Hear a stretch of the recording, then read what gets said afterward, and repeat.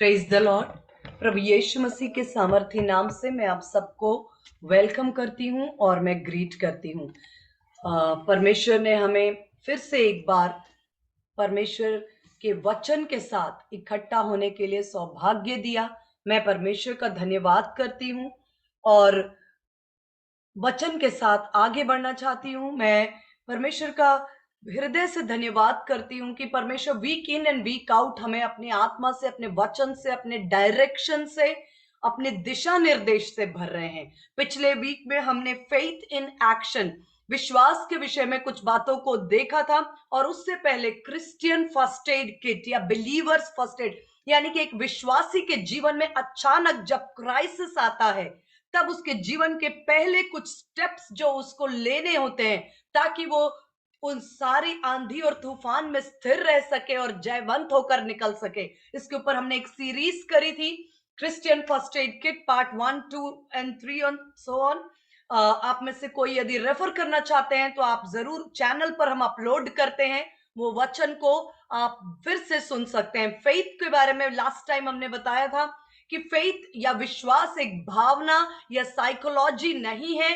Faith जो है वो ओबीडियंस है, सीधा सीधा परमेश्वर के ऊपर जितने लोगों ने विश्वास रखा। हमने इब्रानियों 11 अध्याय का रेफरेंस लेकर बताया कि जितनों ने अपने विश्वास में चलने का प्रमाण दिया उन्होंने किया। There was some or the other corresponding action which people took in response to the faith they had. लोगों ने अपने विश्वास के प्रमाण स्वरूप एक कार्य जो परमेश्वर ने उनको दिया था उस कार्य को किया। रादर मैं कहूं वो कार्य से बढ़कर अगर मैं वर्ड यूज करूं, रिस्क। कोई काम नहीं, वरन जो कदम उठाया लोगों ने विपरीत परिस्थितियों में, वो रिस्क था। वो सीधा सीधा एक रिस्क और एक ऐसा चुनाव जहां पर कोई गारंटीज नहीं।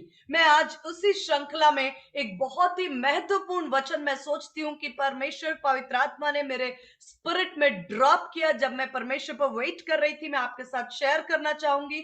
और वो है फेथ की ही एक्सटेंशन में कि विश्वास एक विजन है। Faith is faith empowers us with vision. आज जब मैं इस विषय पर लेना चाहूंगी, कुछ स्क्रिप्चर्स हैं जो मैं आपके साथ लूंगी, आप नोट करते जाएं और जैसे जैसे हमें समय मिलेगा हम उसको पढ़ते जाएंगे। सबसे पहली बात यह है कि आज जब एक आम तौर पर एक एवरेज विश्वासी से हम मिलते हैं या बात करते हैं या उनसे सुनते हैं तो हमारा ऑब्जर्वेशन क्या है, हमें क्या सुनने और देखने को मिलता है। आमतौर पर कोई ना कोई लाइफ के अंदर उनके पास समस्या है या संघर्ष है या उलझन है या परिस्थिति है जिसके अंदर वो अपने आप को देखते हैं।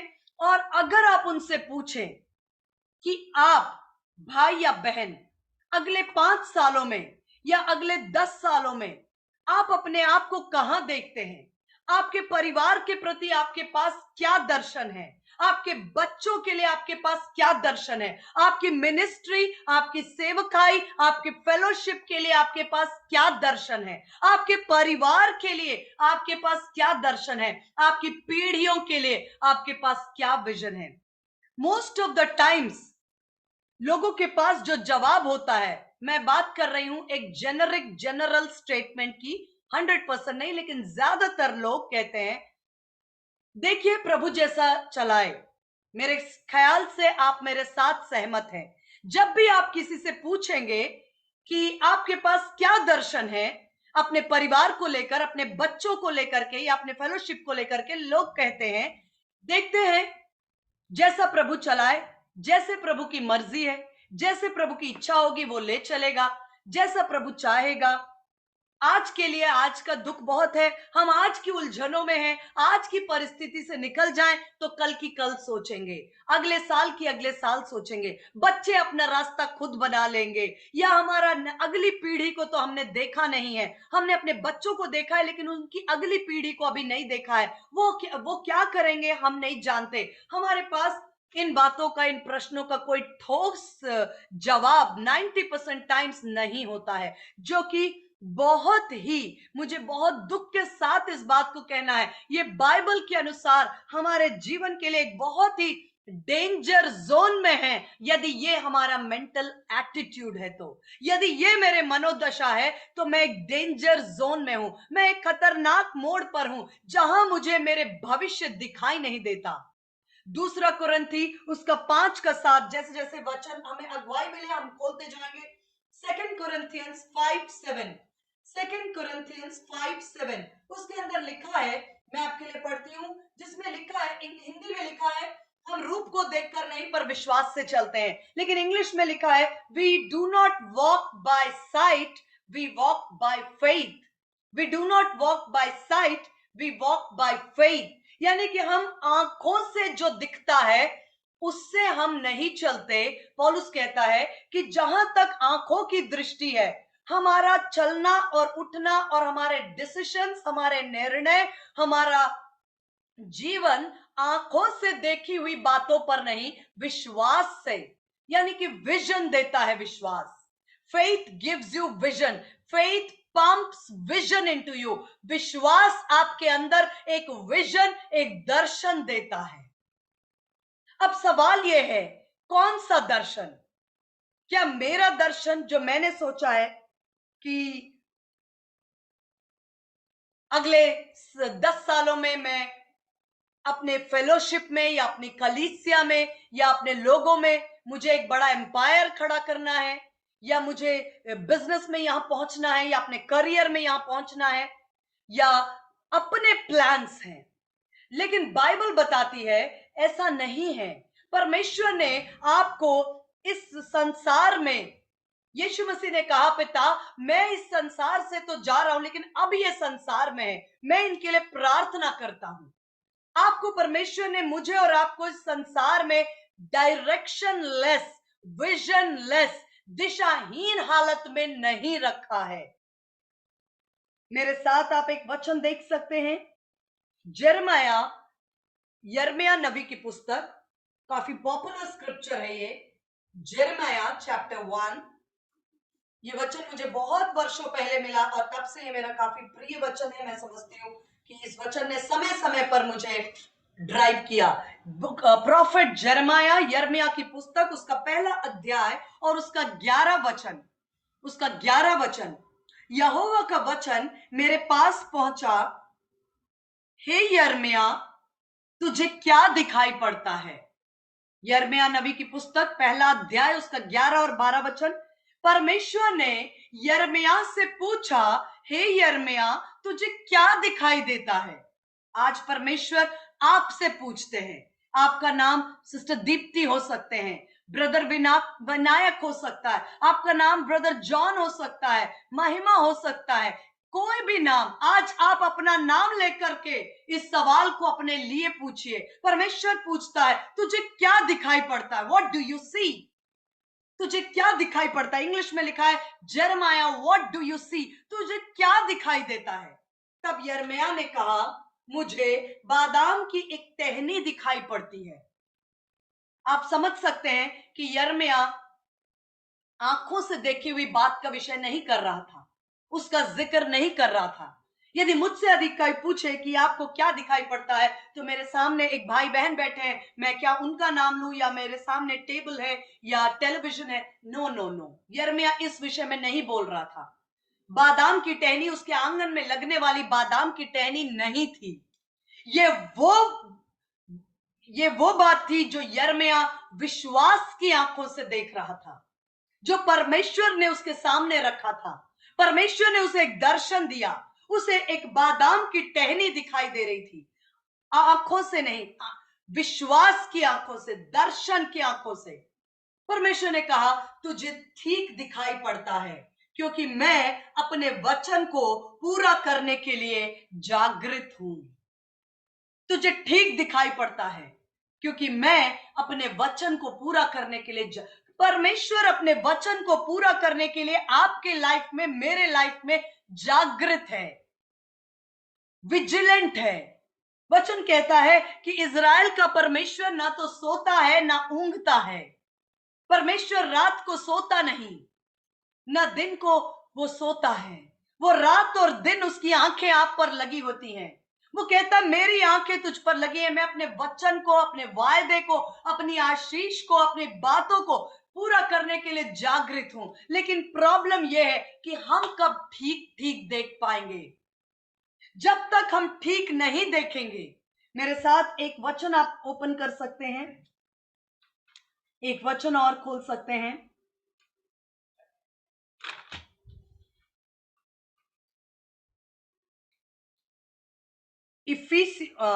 उससे पहले आप ओपन कर सकते हैं Hebrews, book of Hebrews chapter 12 verse 2। इब्रानियों की पत्री उसका 12 अध्याय और उसका दूसरा वचन। मैं पहला और दूसरा दोनों पढ़ती हूं आपके लिए। इब्रानियों 12 उसका 1 और 2। इस कारण जबकि ये 11 अध्याय के बाद कंटिन्यूशन है। आप सब बाइबल्स के स्कॉलर हैं, आप जानते हैं 11 अध्याय में एक तमाम हमारे जो विश्वास के पिता, उसमें तमाम लोगों के नाम लिखे गए और कैसे उन्होंने विश्वास में एक कठिन निर्णय लिया, एक रिस्क उठाया।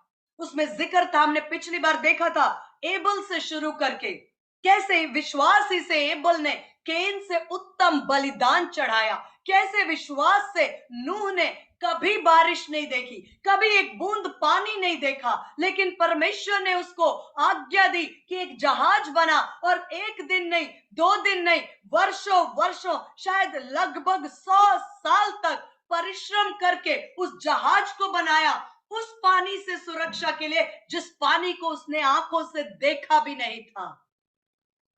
विश्वास से नूह ने परमेश्वर की आज्ञा पाकर, ओ लोग उस पर हंसते थे, ये जहाज क्यों बना रहा है, एक्सक्यूज मी, ये जहाज क्यों बना रहा है, क्यों बना रहा है, क्या होती है बारिश, कैसे आता है तूफान, कैसे हमने कभी बादलों को फटते और बारिश होते नहीं देखा, हमने कभी जमीन के सोतों को खुलते नहीं देखा, हमने कभी बारिश नहीं देखी, फिर क्यों तुम इस जहाज को बना रहे हो? लोग उस पर हंसते थे, लोग उस समय शादियां करने में बिजी थे, पेड़ लगाने में बिजी थे, पार्टी करने में बिजी थे, एंजॉय करने में, आनंद बनाने में, और जो उनके पास है उसे उड़ाने में बिजी थे। लेकिन नूह जो है वो लगा हुआ था, वो एक जहाज बना रहा था। सुबह उठकर देखो जहाज बना रहा है, शाम को देखा जहाज बना रहा, रात को देखा जहाज बना रहा है, हर दिन उसके पास एक दर्शन था।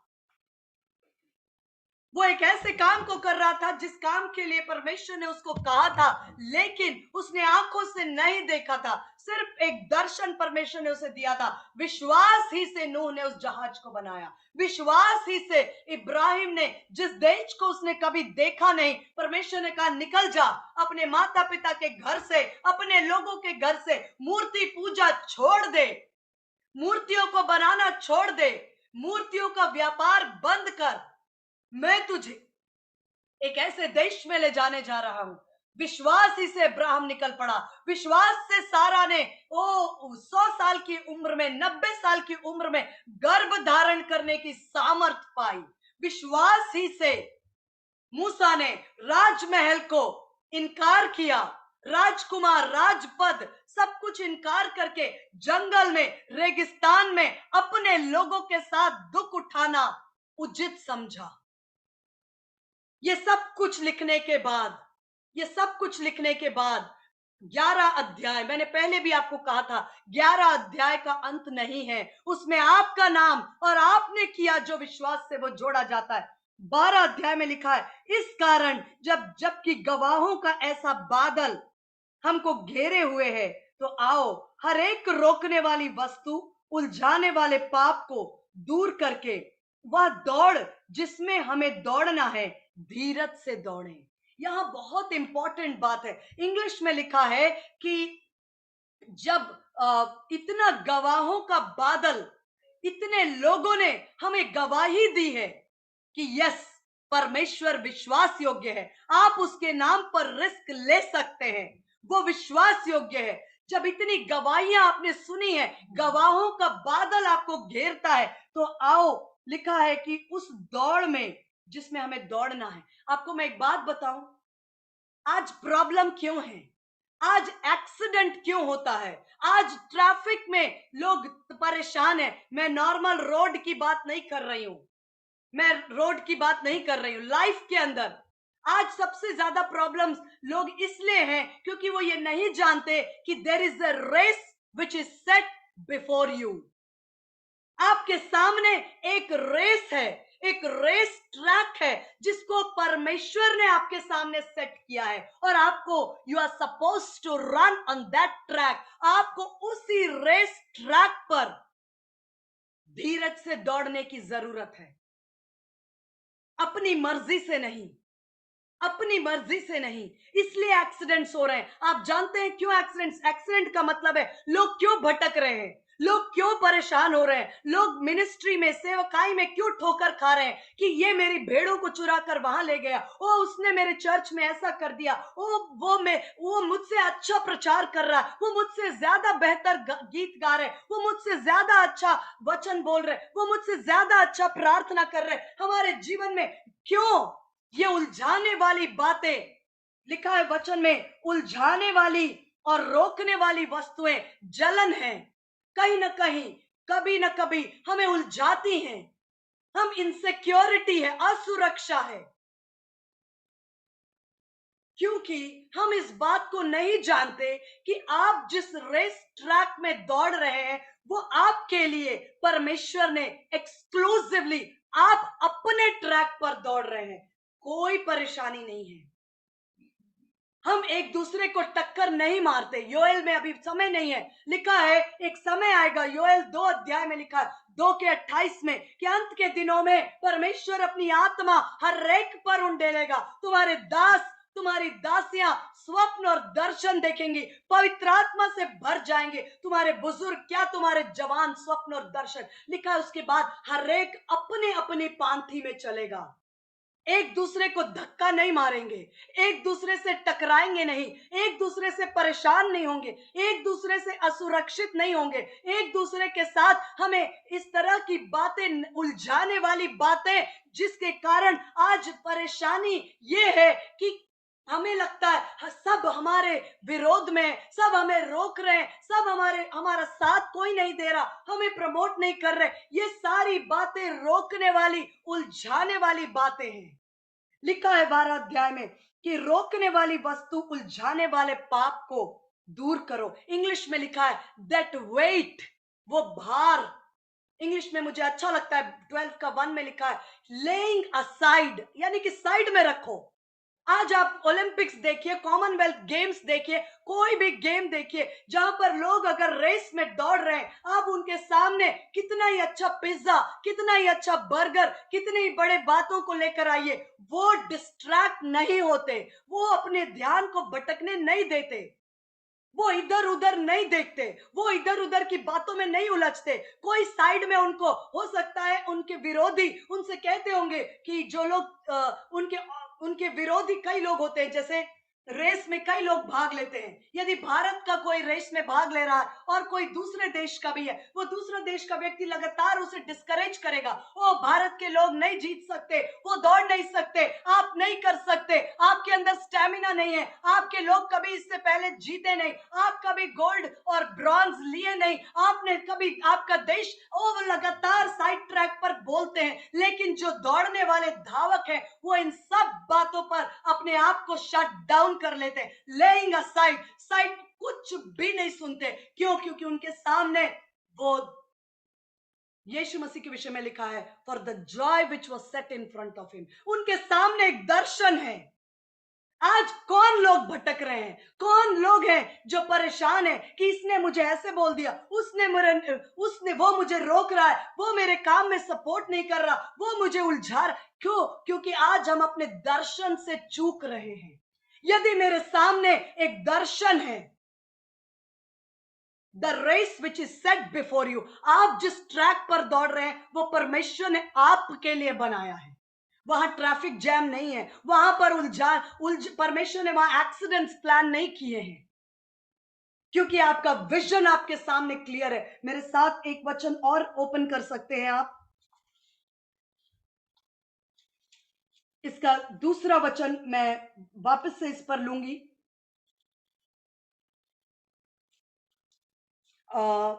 सेकेंड वर्स में आपके लिए पढ़ रही हूं। और विश्वास के कर्ता और सिद्ध करने वाले यीशु की ओर ताकते रहे, जिसने उस आनंद के लिए जो उसके आगे धरा था। There was something which was set before Jesus. आज मैं आपके जीवन में, अगर मैं सच बताऊं, हम आधा घंटा अगर हम बात करें और हमारे हार्ट में, हमारे स्पिरिट में एक बीज आ जाए कि मैं इस बात को थाम लूं, क्या दर्शन है। मेरे साथ आप ओपन कर सकते हैं Ephesian book of Ephesians chapter 2 verse 10। इफिसियों की पत्री उसका दूसरा अध्याय और 10 वचन मैं जल्दी लूंगी। इफिशियंस 2:10, इफिसियों की पत्री उसका दूसरा अध्याय उसका 10वां वचन। क्योंकि हम उसके बनाए हुए हैं, हिंदी में लिखा है क्योंकि हम उसके यानी परमेश्वर के हाथों की रचना है। इंग्लिश में मुझे अच्छा लगता है, अगेन उसमें लिखा वी आर हिज वर्कमैनशिप। हम परमेश्वर के हाथों की रचना है, हम परमेश्वर के हाथों की सृष्टि हैं। हम कीड़ा मकोड़ा नहीं है, हम वो लोग नहीं हैं जिसको जो जैसा चाहे शैतान कुचल दे, अंधकार में पटक दे। हम वो लोग हैं जिनको परमेश्वर ने अपने हाथों से सृष्टि की है, क्योंकि हम उसके बनाए हुए हैं और मसीह यीशु में उन भले कामों के लिए सिरजे गए हैं जिन्हें परमेश्वर ने पहले से हमारे करने के लिए तैयार किया है। आई होप आप मेरे वचन के स्पिरिट को कैच कर रहे हैं। लिखा है कि हम उसके बनाए हुए हैं और यीशु मसीह में उन भले कामों, जनरल भले काम नहीं कि चलो मेरे मन में आया तो मैंने दान दक्षिणा शुरू कर दी, भूखों को खिलाना शुरू कर दिया, हॉस्पिटल विजिट करना शुरू कर दिया, और रैंडमली जो मेरे मर्जी में आ रहा है। मैंने देखा ये भाई ऐसा कर रहे हैं, अनाथालय विजिट कर रहे हैं, चलो मैं भी अनाथालय विजिट करना शुरू कर दूं। मैंने देखा वो भाई वचन प्रचार कर रहे हैं, मैं भी वचन प्रचार करना शुरू कर दूं। हो सकता है कि जो भी हमारे साथ, हम रैंडमली जो मर्जी में आ रहा है वो भले काम करने के लिए नहीं है। Let us be very specific, क्योंकि यीशु मसीह भी रैंडमली नहीं आए थे। मैंने शुरू से हम इस बात को मानते हैं कि हमारी शिक्षा का आधार यीशु मसीह है और हमारे जीवन, हम किसको स्टडी कर रहे हैं? हम यीशु मसीह को स्टडी कर रहे हैं। अगर हमें यीशु मसीह के जीवन को स्टडी कर रहे हैं, वो हमारा रेफरेंस है, वो हमारा आधार है, वो हमारा नमूना है, वो हमारा शिक्षा का पॉइंट है। और यीशु मसीह का जीवन, मैं सोचती हूं कितना पर्पसफुल था। जब यीशु मसीह इस पृथ्वी पर आए, वो इसलिए नहीं आए कि अब मैं आ गया, अब मुझे क्या करना है, अभी मैं सुबह उठ के सोचूंगा कि मुझे आज क्या करना। नहीं, आपको जानकर आश्चर्य होगा, आप बाइबल पढ़िए, मैं इस बात से बेहद अमेज्ड हूं कि यीशु मसीह एक बार गलील की झील पर होते हैं। उसके बाद लिखा है यीशु उस झील से निकला और वो पहाड़ पर गया। उसके बाद उसने अपने चेलों को लेकर गया। फिर लिखा है पहाड़ से उतरा, वो कनान देश को गया। फिर लिखा है वो गलील को गया। फिर लिखा है वो कफरनहूम को गया। फिर लिखा है कि वो समारिया को गया। फिर लिखा है कि वो उस दुष्टात्मा से पीड़ित व्यक्ति के लिए, एक व्यक्ति के लिए आंधी और तूफान को डांटते हुए गडारा को गया। ट्रैवल प्लान यीशु मसीह के पास अपने पूरे 3.5 साल का complete agenda, complete vision, complete दर्शन, पूरा पूरा एक एक दिन के लिए क्या करना है, कब करना है, कैसे करना है, उसके लिए बिल्कुल उनके पास एक फोकस, एक विजन था। इसीलिए यीशु मसीह कभी भी डिस्ट्रैक्ट नहीं हुए। इसलिए यीशु मसीह को शैतान ने बहुत कोशिश की, तू मुझे झुक कर आराधना कर, मैं ये वैभव तुझे दूंगा। यीशु मसीह ने कहा ये वैभव और ये डिस्ट्रैक्शंस, ये टेम्पटेशंस, ये सब करने के लिए मेरे पास टाइम नहीं है। मैं जिस मकसद से आया हूं उस मकसद के लिए मेरे पास बहुत थोड़ा समय है और मुझे प्रतिदिन अपने पिता के किए हुए कार्य को पूरा करना है, ताकि जब मैं यहां से जाऊं मैं कह सकूं, उसने पहले ही डिक्लेयर कर दिया यूहन्ना 17 अध्याय में, पिता जो कुछ तूने मुझे दिया, जितने लोगों को तूने मेरे हाथ में सौंपा, उनमें से एक को भी मैंने नाश नहीं होने दिया, सिर्फ एक जो ठहराया गया था, यहूदा। अपने अपने विजन के लिए यीशु मसीह लिखा है इफिसियों 2:10 में, क्योंकि तुम उसके हाथों की रचना हो, उन भले कामों के लिए सिरजे गए हो। हमारा सृजन किस लिए हुआ है?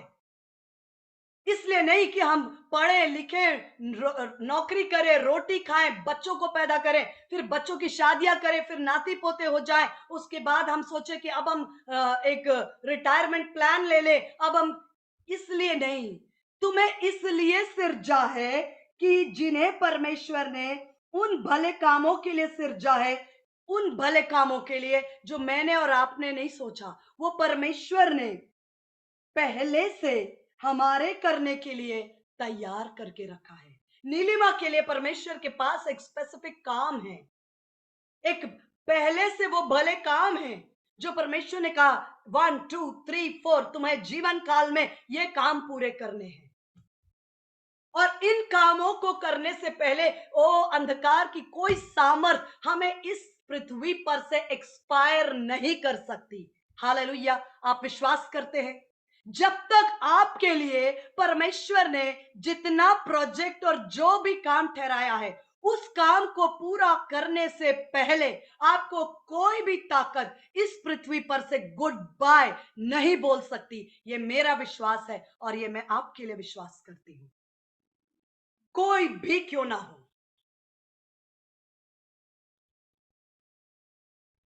अब जब वो भले काम जो मेरे लिए परमेश्वर ने तैयार किए हैं, उसको करने के लिए मुझे सिरजा गया है, तो सबसे पहला स्टेप तो ये है कि मुझे मालूम तो हो कि परमेश्वर आपने मुझे किन भले कामों के लिए सिरजा है।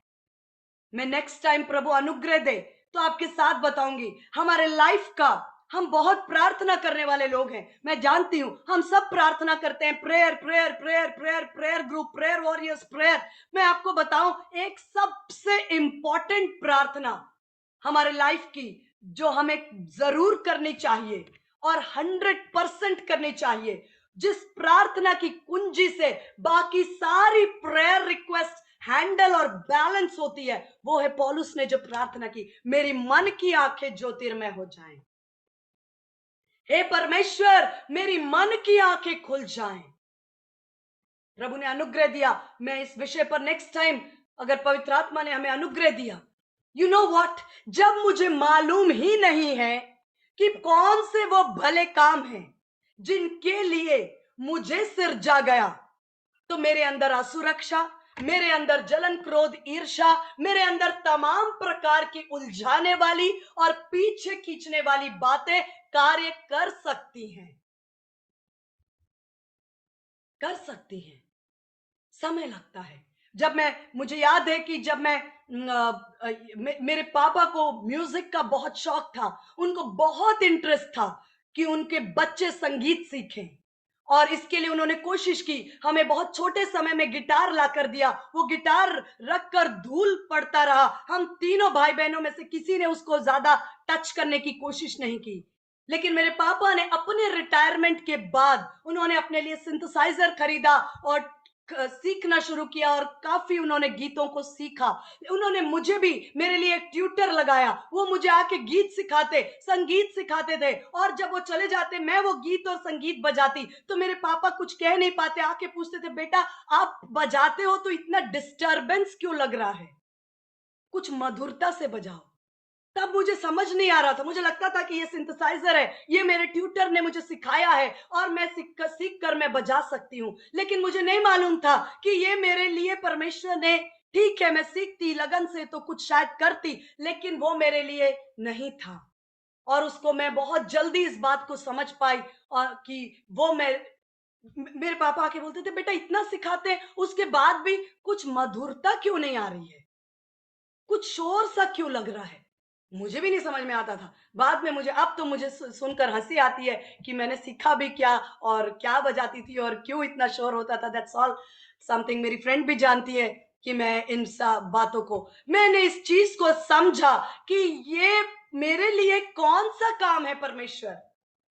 क्योंकि मैं आपको नेक्स्ट टाइम, प्रभु ने अनुग्रह दिया, क्योंकि समय के साथ हमें रुकना होता है, तो हम देखेंगे कि हम कैसे जाने मैंने कहा सबसे इंपॉर्टेंट प्रेयर है, give me tea, give me bread. प्रभु रोटी दे दे, प्रभु मकान का किराया दे दे, प्रभु यीशु मसीह फीस दे दीजिए, प्रभु यीशु मसीह हमारे बच्चों के लिए कर दीजिए, एक अच्छा रिश्ता हो जाए, एक अच्छा उनके बच्चे हो जाए, उनकी शादी हो जाए, मुझे जॉब मिल जाए। ये बातें सब ठीक है, लेकिन ये हमें किसी भी तरह से हमें अपनी डेस्टिनी तक नहीं पहुंचाएंगी। ये प्रार्थनाएं नहीं है। एक्चुअली जो प्रार्थना आपको आपकी मंजिल की ओर दिन प्रतिदिन ड्राइव करेगी, वो प्रार्थना है इफिसियों 1:18।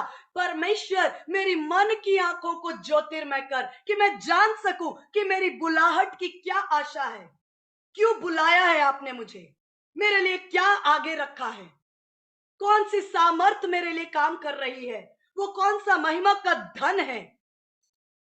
ये एक प्रार्थना आपके जीवन को हमेशा डायरेक्शन देगी। और बहुत सी ऐसी बातें जो आपको उलझा रही हैं, जो आपको एनस्नेयर, इंग्लिश में लिखा है द वेट, मतलब एक बोझ, एक भार, कई चीजों का बोझ और भार जो हमारे लिए है ही नहीं, वो हमने अपने ऊपर ओढ़ रखा है। कई ऐसी बातें जो परमेश्वर ने मेरे लिए नहीं रखी, उनका बोझ, उनका बर्डन, उनका वेट, वो मुझे नीचे खींच रहा है।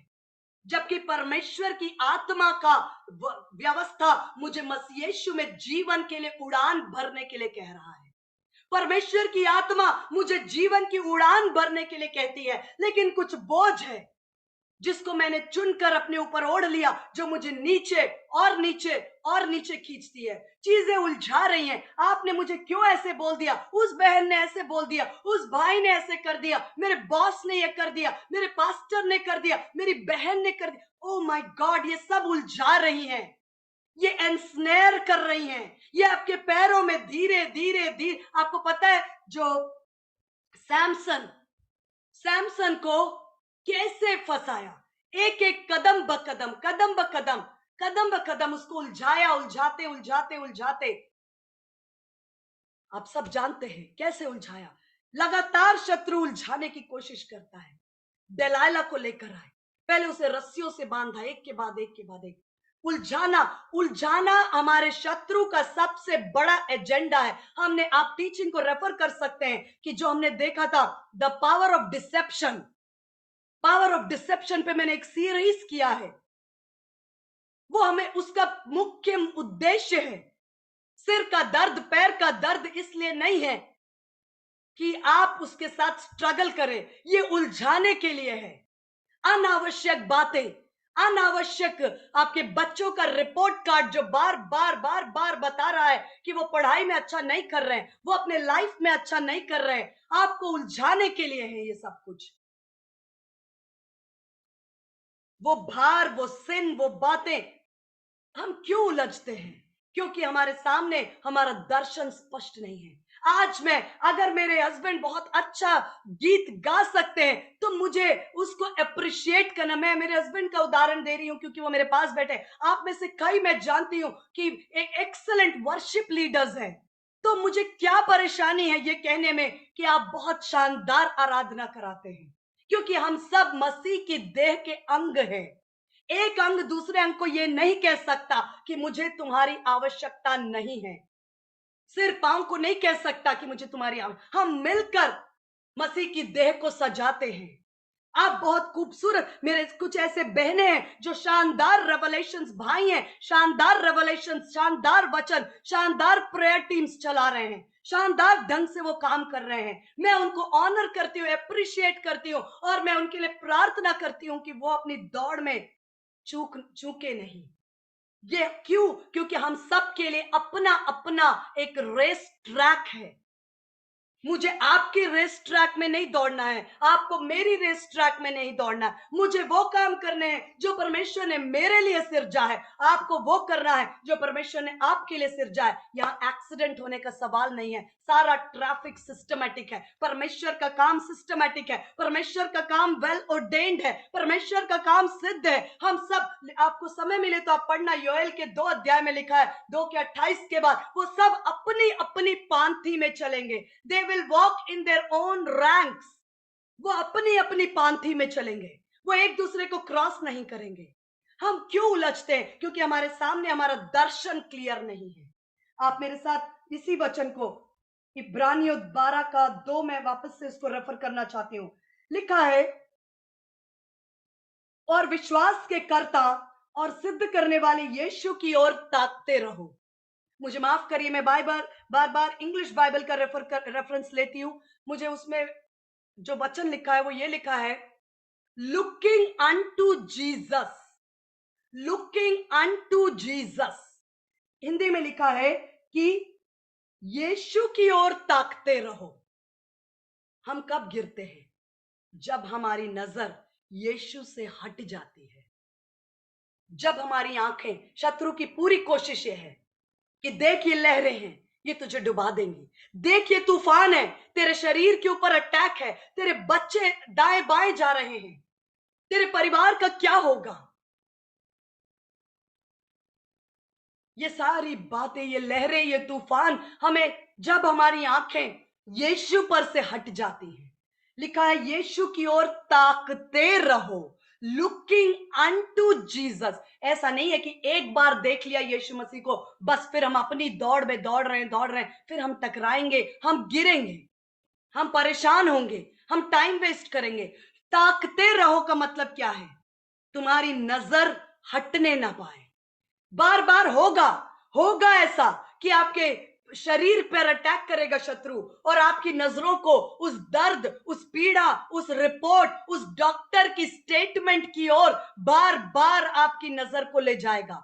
देख, डॉक्टर ने तुझसे ये कहा है, देख डॉक्टर ने कहा है कि आप कभी भी अपने गर्भ धारण नहीं कर सकते। देखो, आपके बॉस ने कहा है कि आपको प्रमोशन नहीं मिलेगा। देखो, आपके आपके पास्टर ने कहा है कि आप उन्नति नहीं कर सकते। देखो, आपके परिवार ने कहा है कि तुम कुछ नहीं कर सकते। देखो, तुम्हारे लोग कहते हैं कि तुम्हारा कोई भी काम सफल नहीं होगा। देखो, ये बात बार बार बार बार उलझाने वाली बातें उलझाने के लिए लगातार आएंगी, लेकिन आपका काम क्या है? Laying aside. बार बार इनको किनारे करिए, रिपोर्ट को इधर साइड में रखिए। अपने रिपोर्ट को, यदि आपके बच्चे का रिपोर्ट कार्ड है जिसमें दिखा रहा है 100 में से 10 अंक है और कहता है कि ये बच्चा भविष्य में कभी सफल नहीं होगा, उस रिपोर्ट कार्ड को जमीन पर रख दीजिए और कहिए कि ए रिपोर्ट कार्ड, मेरे साथ परमेश्वर की आराधना कर, क्योंकि उसने वायदा किया है। मैंने अपने बच्चों का भविष्य देख लिया। कितने लोगों ने अपने बच्चों का भविष्य देख लिया है? यदि आपने नहीं देखा है तो आप उलझ जाएंगे। यदि आपने नहीं देखा है, आप उलझ जाएंगे। यदि आपने देख लिया है तो आपको नहीं उलझा सकता शत्रु। थोड़ी देर की कोशिश कर सकता है, लेकिन धर्मी 7 बार भी गिरे तो फिर उठकर खड़ा होगा।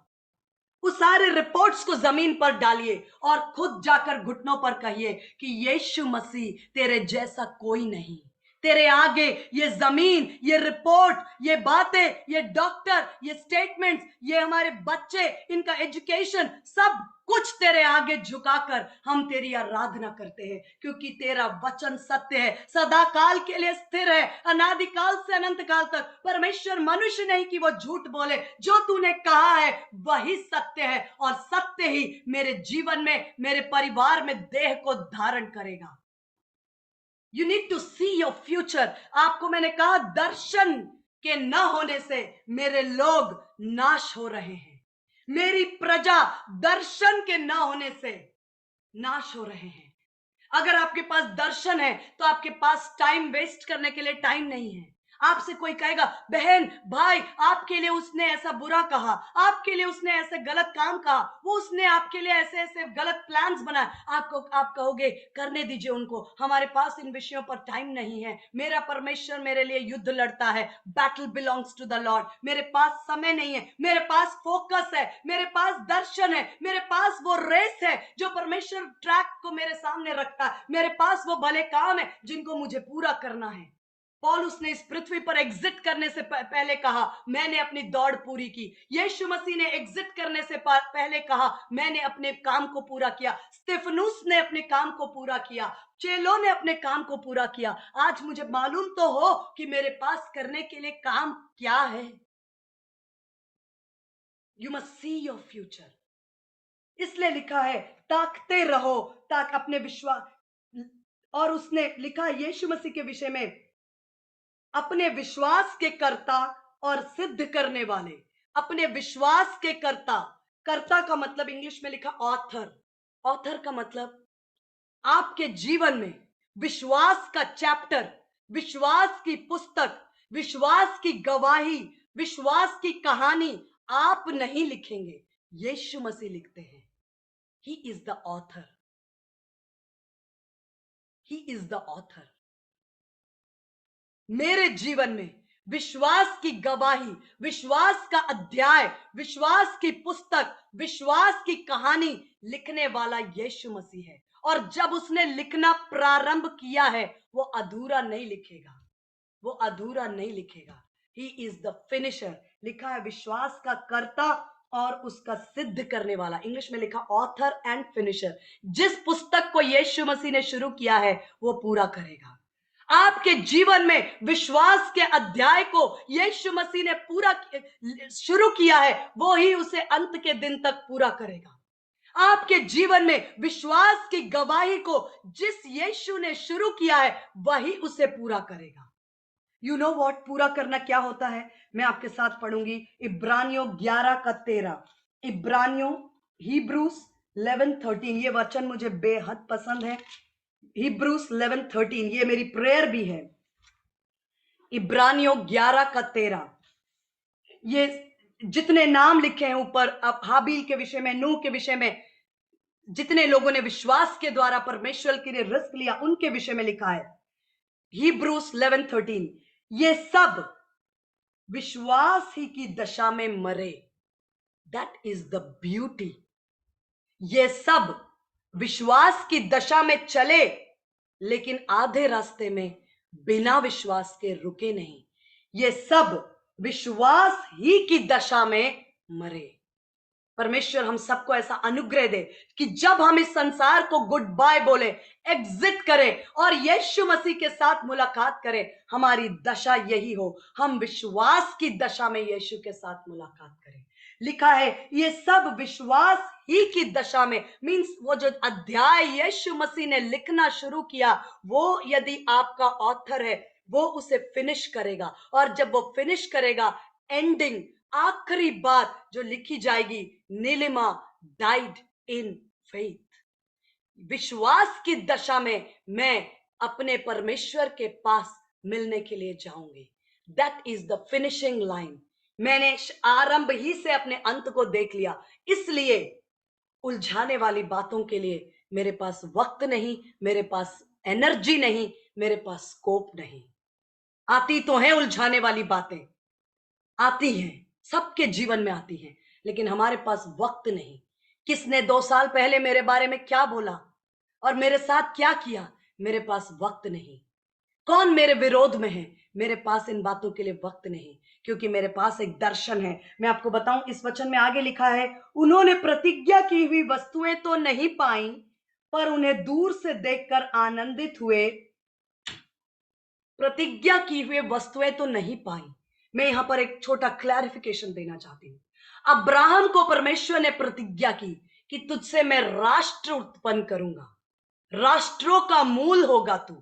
लेकिन अब्राहम ने अपने जीवन काल में इसहाक को देखा और शायद याकूब को देखा और ईसाऊ को देखा, शायद राष्ट्र को नहीं देखा। लेकिन वचन में लिखा है कि उन्होंने दूर से देखकर आनंदित हुए। I hope you are getting. Abraham ने जब अपनी आंखों को बंद कर रहा था इस पृथ्वी पर, उसने उस राष्ट्र को देख लिया था दूर ही से, इजराइल को, उस राष्ट्र को जो उसके लॉयंस, उसके अंदर से, उसके वंश से निकलने वाले उस संपूर्ण राष्ट्र को अब्राहम ने दूर ही से देख लिया और आनंद किया। कंप्लेन नहीं, आनंदित हुए। और लिखा है, ये मान लिया, इंग्लिश में लिखा है दे एम्ब्रेस्ड। उन्होंने दूर ही से देखकर उनको अपने वायदों को क्या किया, गले लगा लिया। मैं इस वचन को नेक्स्ट कंटिन्यू करने के लिए प्रभु ने अनुग्रह दिया। तो मैं जरूर कंटिन्यू करना चाहूंगी। इसके ऊपर काफी सारे रेफरेंसेस थोड़े और हैं जो मैं समय का आदर करते हुए ज्यादा नहीं लूंगी। नेक्स्ट टाइम हम मिलेंगे। क्या दर्शन था ऐना का, जो मंदिर में विधवा होने पर भी किस बात का इंतजार था ऐना को, किस बात का इंतजार था सिमियोन को। जब उसने यीशु मसीह को अपने गोद में लिया, उसने कहा अब मेरी आंखें विदा होने के लिए तैयार है, क्योंकि मैंने देख लिया जिसकी बाट में जो रहा था। आपके पास क्या दर्शन है? मैं आपसे पूछूं, आपके बच्चों के लिए आपके पास क्या दर्शन है? प्रभु जैसा चलाएगा सिस्टर, चलेंगे। जो प्रभु की इच्छा होगी प्रभु लिए चलेगा। जो प्रभु की मर्जी होगी हम तो चल जाते हैं। माय पीपल, मेरे प्रिय लोगों, ये सच नहीं है। प्रभु ने अपनी इच्छा को इस पुस्तक में लिख कर दिया है, लिख कर दिया है। उन कामों के विषय में बताया है जो आपको करने हैं, उस रेस ट्रैक के विषय में बताया जो आपके लिए है। आज जब संसार के लोग आपसे कहते हैं, मुझसे कहते हैं कि आपके बच्चे का रिपोर्ट कार्ड अच्छा नहीं है, उसके मार्क्स बहुत खराब हैं, हम कहते हैं धर्मी की संतान पृथ्वी पर पराक्रमी। हमने अपने बच्चे को पराक्रमी देख लिया है, प्रभावशाली देख लिया है। हमने अपने वंश को लिखा है कि जो तेरी वंश होगी वो पृथ्वी पर पराक्रमी होगी, तेरे लोग जाति, तेरी संतान जाति जाति में प्रसिद्ध होगी। हमने अपनी संतान को जाति जाति में प्रसिद्ध देख लिया है, और लिखा है लोग जो उसे देखेंगे वो कहेंगे ये वो वंश है जो पृथ्वी पर ये वो वंश है जिन्हें परमेश्वर ने आशीष दी। क्या आपने अपने वंश को पराक्रमी देखा है? क्या आपने वो दर्शन देखा है? क्या आपने अपने बच्चों के बच्चों के बच्चों के मुंह से वचन को अलग न होते हुए देखा है? Did you see that? वचन में लिखा है कि यह व्यवस्था का वचन ना तेरे मुंह से, ना तेरे बच्चों के मुंह से, ना उनके बच्चों के मुंह से, ना उनके बच्चों के मुंह से अलग नहीं होगी। क्या आपने देख लिया है? तो फिर ये उलझाने वाली बातें, ये समय समय पर आपके कानों में जो शत्रु बोलता है, इन बातों को आप साइड में रखेंगे। आप कहेंगे मैंने देख लिया है। और न केवल देख लिया है, दर्शन हमें एम्पावर करता है। मैंने कहा कि दर्शन मिलने के बाद हमें जानना है कि हमें क्या परमेश्वर ने मेरे लिए रखा है और मैं उस पर कैसे चलूं। Vision empowers you. अब प्रभु की जैसी इच्छा, आपके बिजनेस को आप कहां देखना चाहते हैं?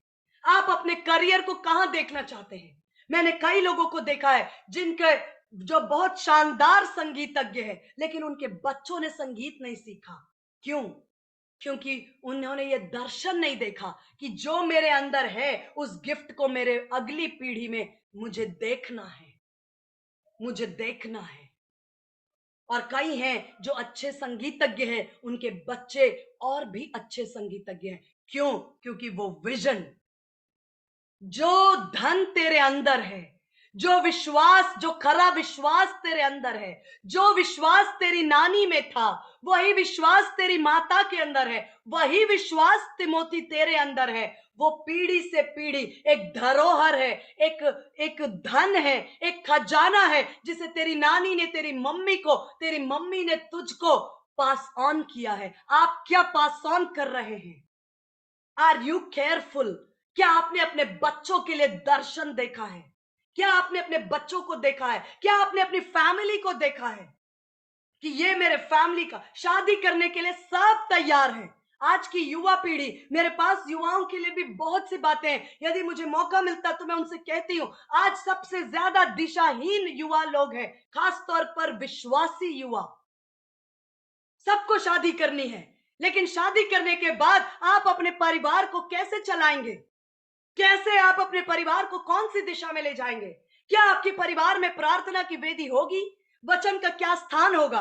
आपके बच्चे परमेश्वर को कितने उम्र तक जाना चाहिए? आप अपने बच्चों तक परमेश्वर के आत्मा को, वचन को पहुंचाने के लिए कौन से कदम उठाना चाहेंगे? आप अपने परिवार को विश्वास का घराना मजबूत पिलर्स पर खड़ा करने के लिए कौन से स्टेप्स? ये सब कुछ शादी के 10 साल बाद सोचने की बातें नहीं है। ये सब कुछ शादी से पहले सोचने वाली बात है कि मैं अपनी शादी, अपने परिवार को कहां और कैसे देखना चाहता हूं, ऑटोमेटिकली कुछ नहीं होगा। प्रभु जैसा चाहे। ये सब बातें उलझाने वाली हैं। मैं यहां रुकना चाहूंगी। परमेश्वर का अनुग्रह हो तो हम नेक्स्ट टाइम इसको कंटिन्यू करेंगे। हमने आज देखा कि ये क्या दर्शन है आपका, आप क्या विजन लेकर चल रहे हैं। एक ही दर्शन नहीं होता है। आपके परिवार के लिए आपके पास क्या दर्शन है, क्या शिक्षा आपने अपने बच्चों को दी है कि वो अपनी अगली पीढ़ी को दे। आपके बिजनेस के लिए आपके पास क्या दर्शन है कि यदि मेरा बिजनेस इस लेवल पर आएगा तब मैं इस बिजनेस के अंदर से जो जनरेट होने वाले फंड्स हैं उससे परमेश्वर के राज्य के लिए इन बातों को स्थापित करना चाहती हूं।